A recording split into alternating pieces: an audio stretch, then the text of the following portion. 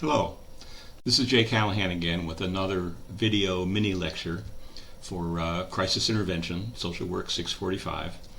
And in this video, we're going to talk about the client request. This seems perhaps a little bit off point with crisis intervention. It's actually kind of a general clinical point that is extremely useful for crisis intervention, but also useful for pretty much any other clinical situation as well. So the client request, we're talking here about not the chief complaint when somebody comes to see you, not the presenting problem, similar, not the focus of the interview, not the diagnosis, not a formulation, whether it's from any, of a number of perspectives, not a formulation of the problem, but the client request is what does he or she want from you? What does the client want from you, want you to do for them in that particular interview or in a whole course of treatment? Okay, the thing that the client wants from the social worker. Okay, the client request. Now that may seem a little murky, so I'll give you some examples. This originally comes from some research done quite a while ago, 1975. You can see on the slide. A psychiatrist named Lazar was running a walk-in psychiatric clinic, not an ER really, but a walk-in clinic, and developed a typology of, like, if you think of the patients who came to his clinic as customers, what were they seeking when they came to that walk-in clinic? And so he developed this original, which I have on the slide here now, the original typology of what the patients wanted when they came to the walk-in clinic. And we can build on this and make some translations. I've changed it to the client request for one thing. But you can see some of these examples from his typology, which now my point is not that we need to learn this typology. You don't need to learn this typology. Don't take any notes about this. It's the concept that's the important thing. Okay, but some examples. People might come to a walk-in clinic or to an ER or to any clinical situation wanting control or support, wanting reality contact, and this could be either for people who are psychotic or just people who are not sure about whether they're seeing a given situation appropriately or in the right perspective. They might come in seeking caring, constancy, or check-in. When I worked in the ER, we had a group of regulars that would come to the ER every so often with no particular request in mind. They just wanted to kind of check in and make sure that we were still there, that we were available when and if they might need us. It was a check-in. And you can see on the other examples on the slide here, advice, medical treatment, social help. So here's a few examples that I've had. Now I had a client, moved away a couple years ago, but I had a client I saw for at least a year, I think. He was a guy about maybe late 30s and had a job in advertising, marketing. And the thing that was striking about our sessions was that he would come in and he would talk about, appropriately, whatever was on his mind, events that had happened over the week and how he reacted to them, and his relationship with his boyfriend and how things were going at work and things like that. But what was striking was that he would talk about what was going on and was not interested at all in what I had to say or what I thought about it. So every so often I might say, and sometimes I actually had to interrupt him to get a word in edgewise, and I might, make an observation or suggest something or point out something in particular.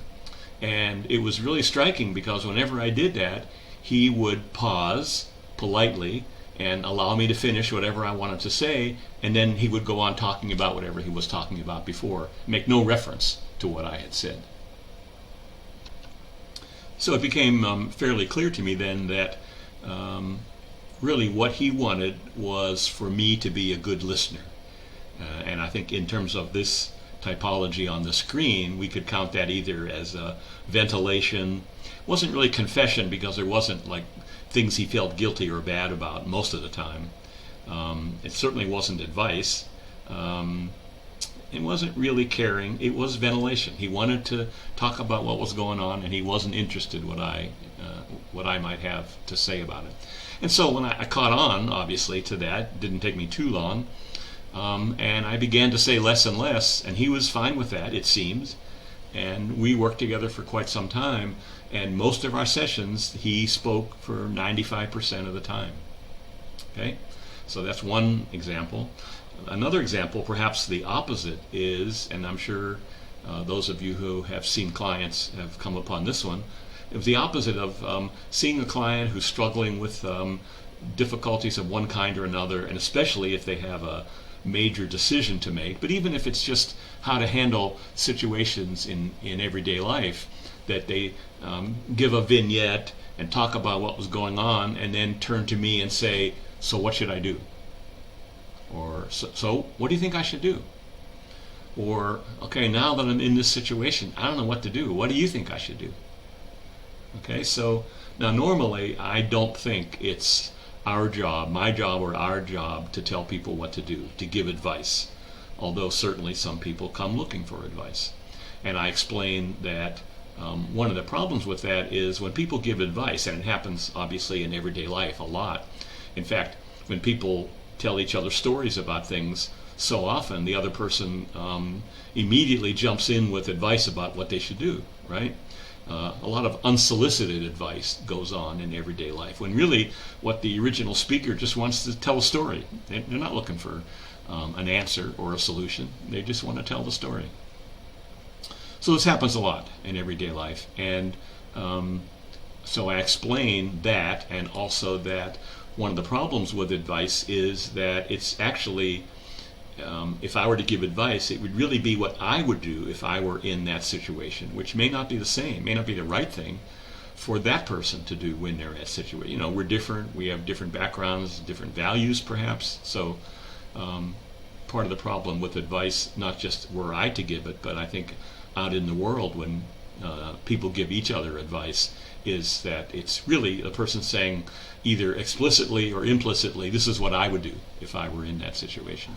And again, that may not be helpful at all. So I explain that to a client, and I explain that I'm certainly available to try to help them make up their minds, to help them process what's going on, to point out things they may not be aware of, to help them be aware of the feelings and the values and everything that's going on, but basically not to make a decision for them, but to help them make that decision. And most of the time people are pretty comfortable with that. Although, looking back on it, I think I have actually lost a few clients who really wanted me to tell them what to do and were miffed and upset, even given the explanation, like I just mentioned, that they were miffed and upset that I wasn't telling them what to do. Anyway, that's another example.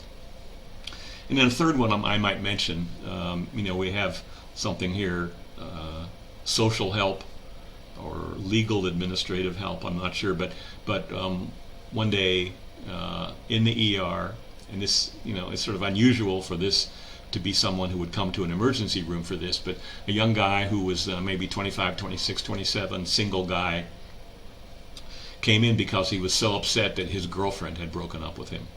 And they had been dating for, I don't know, maybe a year or two. And he was really upset that she broke up with him. It was kind of unexpected. He didn't know what was going on. And she didn't really explain why she broke up with him. And now she won't take his phone calls. So now this is before cell phones and texting. So basically it was phones. And so he tried to call her, and she wouldn't pick up. And he would leave a message, and she wouldn't call him back. And I do believe he actually went and knocked on her door at least once, but she wouldn't answer. And so he said to me he was just really desperate to get a hold of her and find a way to talk to her. And so I initially thought that why he came in was he was, genuinely emotionally upset about the loss of this relationship. But then at some point, and we were at least a good half an hour into the interview, he then revealed the real reason he was there, and so the client request in his case was something entirely different. And that is, he said to me, I just can't get her to answer my calls, and she won't talk to me, and I've talked to her friends, but that doesn't work. And so I've been thinking, maybe if there was somebody official, some professional, somebody in some maybe position like in a hospital, or I don't know, some official person like that would call her and talk her into talking to me. Maybe that would work. and then he gives me the big fisheye, looks right at me, right? So it became really clear that the client request in this case wasn't about him being upset, but it was all about trying to get me to intervene on his behalf directly, which I did not do. Now, I don't think that's always inappropriate, but it's usually inappropriate. It's not actually a violation of confidentiality, though, because that other person is not your client, so there's no duty of confidentiality at the outset. And if my guy in front of me wanted me to do that, that would obviously not be a violation of his confidentiality. But there's lots of reasons why that's probably a bad idea that we don't have time to go into right now. So you get the idea. Sometimes you see on this list, sometimes the request is nothing, and that would be when, for example, a mentally ill client is brought in against his or her will by the police, and that does certainly happen in an emergency room fairly frequently. So then I thought, well, there's a couple other examples that have come up that I want to mention as well. Now, if you recall from my introductory video that I worked in an ER for years, and a number of other experiences. I've alluded a little bit now to critical incident stress debriefing and to survivors of suicide support groups. The issue here is more to do with what I've discovered in my private practice. And I've been now primarily in private practice and teaching a little bit at Loyola, but not full-time, in private practice for about 20 years. And these are some subtleties that maybe are more appropriate for psychotherapy cases. That you wouldn't obviously stumble over these in the first visit, but it becomes clear over time. And that is, for example, no matter what model or type of therapy, and I might approach different people in different ways, but no matter what model or strategy that I have in mind, clients come in with their own ideas, and the first example here is people come in who really want to talk about the present. They don't want to go into any kind of historical, family, or personal background. On the other hand, some people come in and that's what they do want, and that's what they think therapy is about, that they're going to talk about their childhood and relationships with their parents and relationships with siblings. So, I think the point here is that these are both appropriate given the model that you're using and given the content of what we're talking about. But I've just found that some clients tend to really favor and want to do one or the other. So the client request here is, I want to talk about my past, or I want to focus really on my behavior in the present. Another example is people come in sometimes really seeking understanding. They want to understand their own behavior. They understand their own feelings. Even if those are very distressing, they're really looking for understanding. Whereas on the other hand, there's some people come in, they're in distress, and they're just looking for ways to feel better. They don't really care about understanding. They want to be fixed. They want to have techniques to feel better. They want to find ways to not be hurting, as quickly as possible. Also, pretty related to that is people who really want to be, and maybe this really is the same almost, people who want empathy and they want to be understood versus other people. It's not exactly fixing or symptom relief, but even in an individual session, they really want to be cheered up or helped to feel better, as opposed to staying with the bad feelings for the sake of understanding and processing them. So there's just a few other examples.